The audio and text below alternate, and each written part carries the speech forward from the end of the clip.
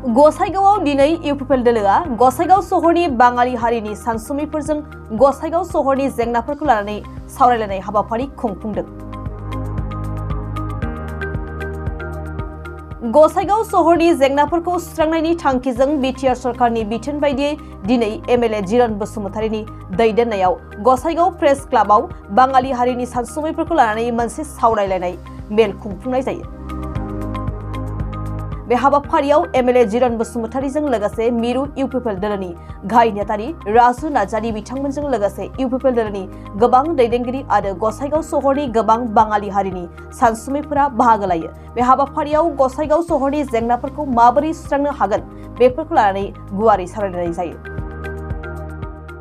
जोबोद गाहाम थासारियाव जोङो सावरायना लानाय जादों आरो बे सावरायनायनि गुबै थांखियानो जाहैबाय जोंनि बे गसाइगाव टाउनजों लोगोसेयै बिनि आसे पासे थानाय माखासे ओनसोलफोरनि मा समस्या जादों जेंनाफोरखौ बोरै सुस्रांलायनो बेखौ लानानै जों सावरायदों आरो जोङो बे सावरायनायाव गुबैयै बेंगलि माखासे बुद्धिजीबि बिथांमोनखौ लानानै सावरायदों। खारन बांसिन मानसिफ्रा जिहेतुके बिथांमोना बाव थायो आरो जेंनाखौ बिथांमोना जोंनो फोरमायबाय थायैखाय जोङो माबोरै सावरायलायनानै बे जेंनाफोरखौ सुस्रांनो हागोन बेखौ जों सावरायदों आरो जे बाथ्राफोरखौ सावरायलायदों बिथांमोना पजिटिभैनो गावसोरनि अपिनियनखौ होदों जे जोंनि गसाइगाव बे मिउनिसिपालिटि बर्डनि आन्डाराव थानाय गोबां माखासे जेंनाफोर दङ जे जेंनाफोरखौ जोङो सुस्रांजोबनो हायाखै आरो जोंनि बिटिआरनि चिफ मानगोनां प्रमद बर' बिथाङा जे बिथांमोनजों सावरायनानै मा जेंना नुजादों बेखौ थाबनो सुस्रांनो थाखाय जोंनो बाथ्राखौ होदों।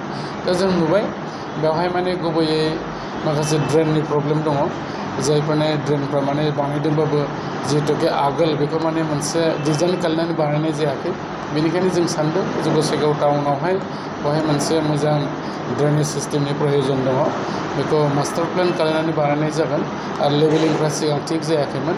लोगोसेयैनो मजाथि रिभारखौहाय फोसाबनायनि बाथ्रा बेखौ अलरेडि सेंसनबो होखाबाय फोसाबनायाबो स्टार्ट खालामगासिनो दङ नाथाय दैज्लां बोथोर फैनायखाय फोसाबो माने गोजौनिफ्राय मैलाफ्राबाव जमा जाफैदों बे मोनसे उसुबिदा जादों अब्लाबो खामानि मावनायबा थाबथानाय जायाखै आरो गुबैयै जों नुबाय जायगा जायगा जोंनि माखासे खाथि खाला टाउननिफ्राय हान्था मेला खालामनायाव एसे प्रब्लेम जादों जेरै बेवहाय ट'ट'फोरनि संख्या बांदों आरो जोंनि हाथायफ्राव मानसिफ्रा हाथाय खालामनो थांनायाव ट'ट'फोरजों मोगा मोगि जानांदों उसुबिदा जादों बेफोरखौ जों बोरैहाय थिग खालामनो हायो बेफोरखौ जों रायलायनाय जादों आरो गुबैयै जिहेतुके जोंना बे गसाइगाव टाउना मोननै हान्था मेलानि सुबिदा दङ बेराफारसे जोंना नेशनेल हाइवे आरो बेराफारसेजों रेलवे लाइन दङ। दा बे मोननै हान्था मेला खालामनांगौनि बेलायावहाय बेराफारसेजों जोङो बेवहाय माने रेलवे लाइन बिथिङै जुदि थाङोबा जों नुबाय बेवहाय हान्था मेला थिगबाबो नाथाय जोंनि मानसिफ्रा आगोल समाव जिहेतुके बेवहाय इन्टारसिटि बायदिसिना स्कुल ट्रेनजों थांनाय जायोमोन। दा बेखौ गोबाव बै कभिडनि समनिफ्राय रेलवे डिपार्टमेन्टआ बेखौ थिग खालामनो हायाखै। जोङो एमपि मानगोनां बिथांमोनाबो फोरमायदों जे बेखौ रायलायबाय थानाय जादों इयुनफ्राव बेखौ थिग खालामगोन बेफोरखौ लानानै जों सावरायदों। दिनैनि सावरायनाया जोबोद पजिटिभ जादों आरो बिथांमोनहा जोंनि मानगोनां बिटिआरनि चिफ प्रमद बर' बिथांनि सायाव जोबोद फोथायनाय बाथ्राखौ बिथांमोना बुंदों आरो बिथांजोंनो हेफाजाब होनानै गोबां खामानि मावनो बिथांमोना नाजादों। बाथ्राया जाहैबाय ओनसोलाव जिहेतुके सान्थि फैबाय गोजोननाय फैबाय आरो दिनै बेजों लोगोसे बिथांमोना फ्रिलि बेबसाय बानिज्य खालामनो थाखाय स्कपखौ मोनबाय बेखौ बिथांमोना जोबोद गोजोननाय फोरमायदों आरो जेखिनि खामानि मावनांगौ दं बिथांमोना होनदों ग्रेजुवेलि जाहाथे बेखौ मावलाङो जोंबो बिथांमोननि बाथ्राफोरखौ नाजावनानै लादों जोङो ग्रेजुवेलि बेखौ मोनसे नङा मोनसे मावलांनो थाखाय थिग खालामबाय।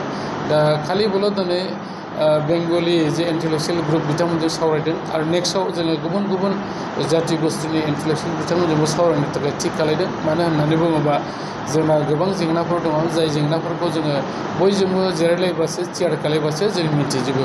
गतिके दिनैनि जि सावरायनाय बे जोबोद मोनसे ओंथि गोनां सावरायनाय जादों आरो बिथांमोनाबो जोबोद गोजोननाय मोनदों।